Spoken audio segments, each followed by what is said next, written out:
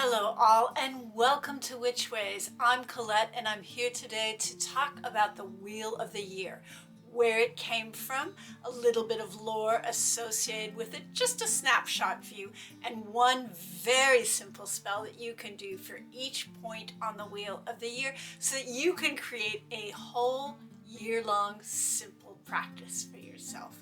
I hope you enjoy. So where does the Wheel of the Year come from anyway?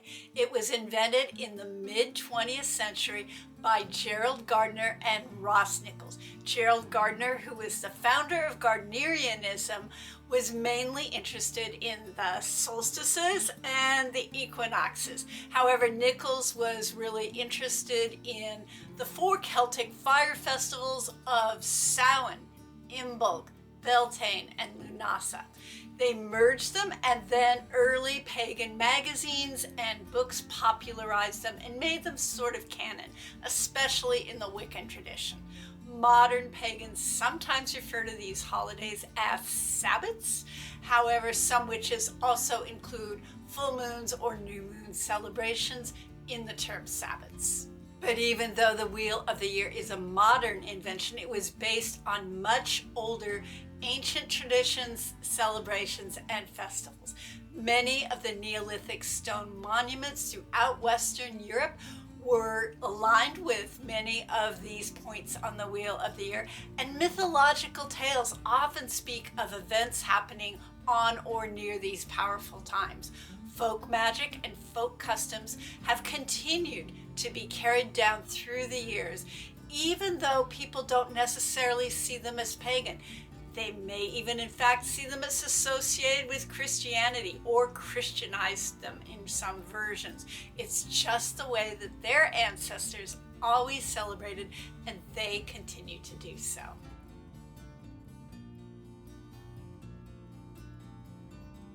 So I want to jump in and start with Samhain, which is one of my most favorite holidays, and that might be true for many of you. Samhain is celebrated around the end of October, the beginning of November. It's when we shift from the summer part of the year down into the depths of winter, and winter is dark. The veil thins and spirits are much closer, and it's easier to communicate with them. The power of this holiday is all about endings, death, ancestors, and old lore.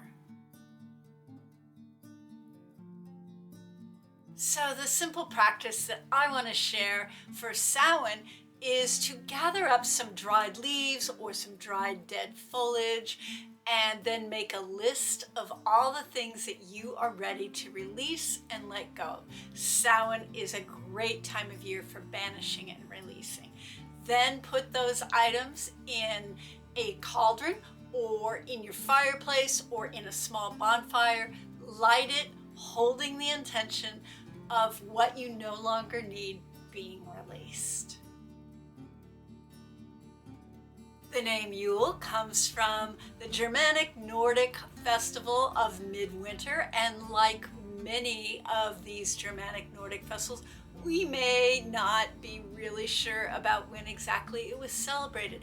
A lot of the original source material gives different dates. In modern times, it gets lumped in with Christmas or winter solstice in popular and witchcraft tradition. For me, it's about celebrating stillness, the depth of winter, time to rest, time to dream and assess and plan for the next year, and to celebrate those who stand with me in this human life. The tradition of giving gifts probably came from the Roman festival of Saturnalia. Starting at sunset, take a purification shower. Burn some pine or fir foliage, maybe some resin from an evergreen tree if you have some. Walk outside, find an ancestor tree, and start to slow yourself down and offer the tree your breath, merging with it and feeling the connection that you have through the tree to the roots of the earth and all of nature. Ask the tree to help you remember that connection as the year continues. Thank the tree, and when you feel done, go back inside. Imbolc is one of the Celtic fire festivals. It is celebrated around the beginning of February, which I love because February is my birthday month and it's the midpoint between winter solstice and spring equinox. Imbolc is the time of year when the fire beneath the earth quickens and starts to very subtly wake up the land. It is associated with candles, fertility, and the milk and breeding of small herd animals. This one is a candle blessing, which is traditional at this time of year. So place a bowl of water out overnight and ask the power of the earth to charge that water with the fire of the quickening earth and with blessings of sacredness. In the morning, bring that bowl of water inside, sprinkle your candles with that water, and this will charge them with sacredness and the power of activating fire and quickening energy, and it will enhance any spell that you burn this candle with.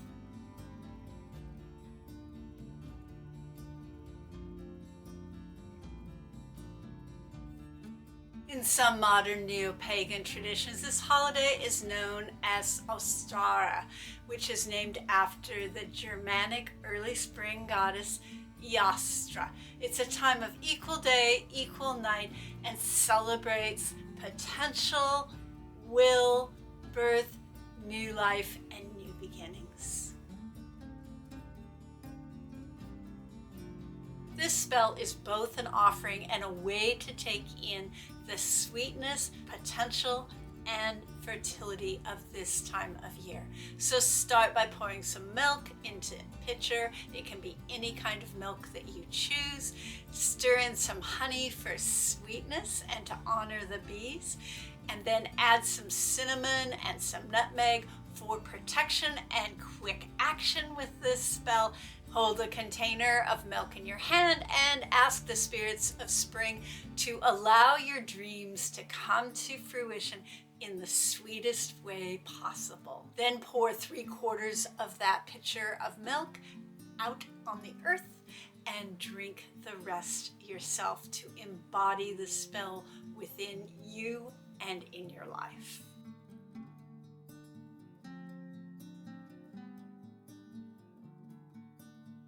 Beltane or May Day is celebrated around May 1st and is a Celtic fire festival halfway between spring equinox and summer solstice. It's a gateway into the upper half of the year of summertime, and it's a festival celebrating fertility of the land and sexuality.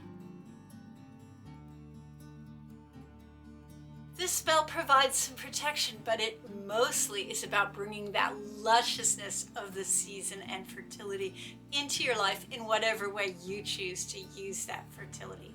So start by gathering some greens or branches of a hawthorn tree. Gather some flowers that are at their peak right now at this time of year.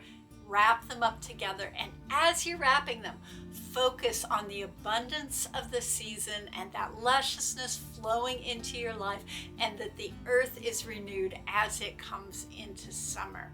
Then hang them up on your door.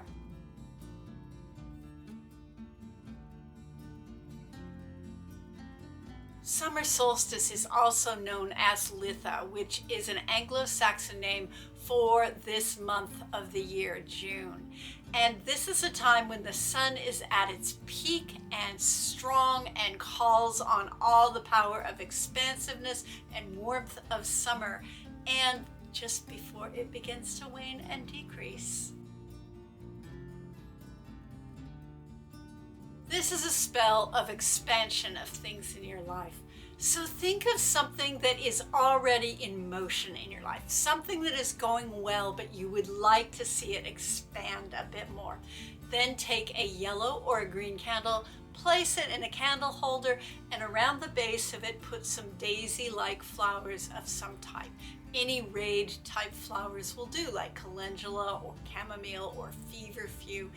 And these represent the sun and its power of expansion.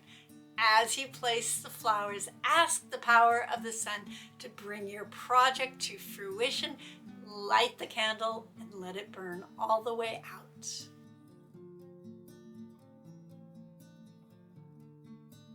Lunasa is a Celtic fire festival celebrated around August 1st that is named in honor of the sun god Lu and celebrates the first fruits of the holiday season as well as the first grain harvest.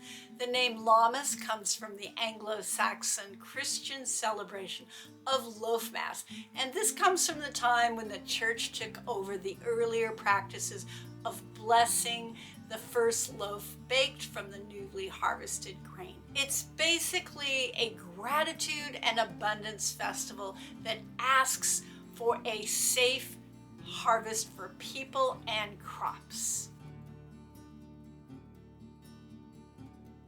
This spell is both an offering and a petition. You start by gathering fruits, flowers, and grains, the best that you can find. Arrange them on a plate, drizzle them with honey, take them outside, and thank the land for what it has given.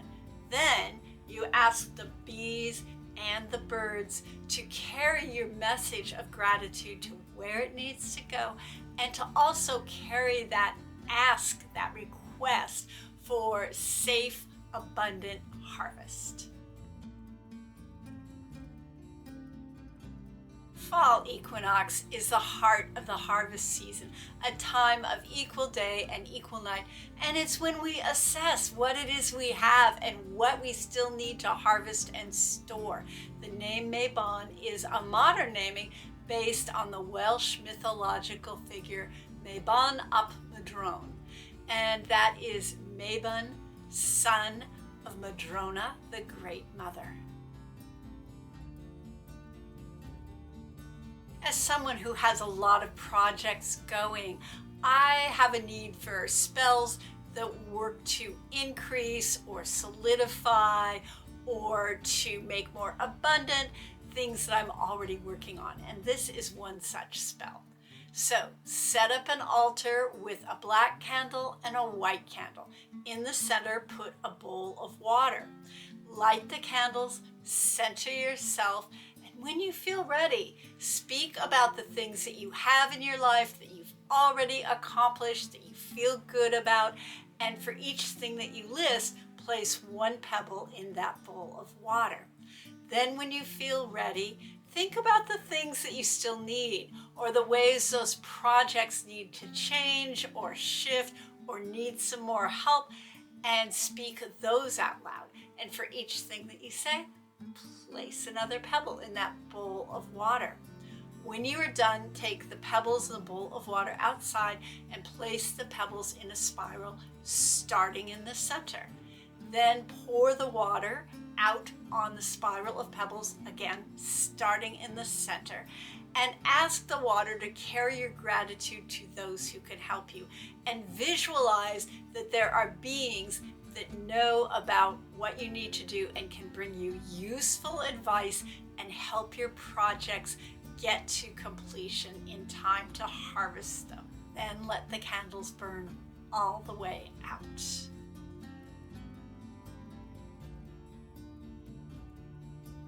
I really envision today's video as something not very complex, a very simple template that you could just lay out for yourself, maybe put on your calendar to take away some of the complexities of how you practice year-round, because for a lot of people, they want to dive into a year-round practice, but it just seems really overwhelming. So I just wanted this to be a very simple template.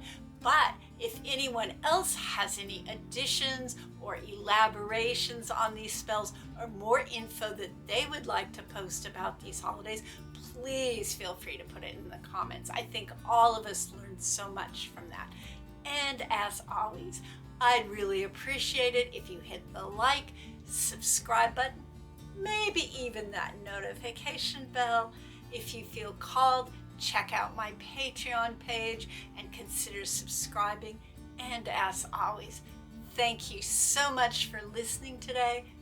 Stay safe and be well.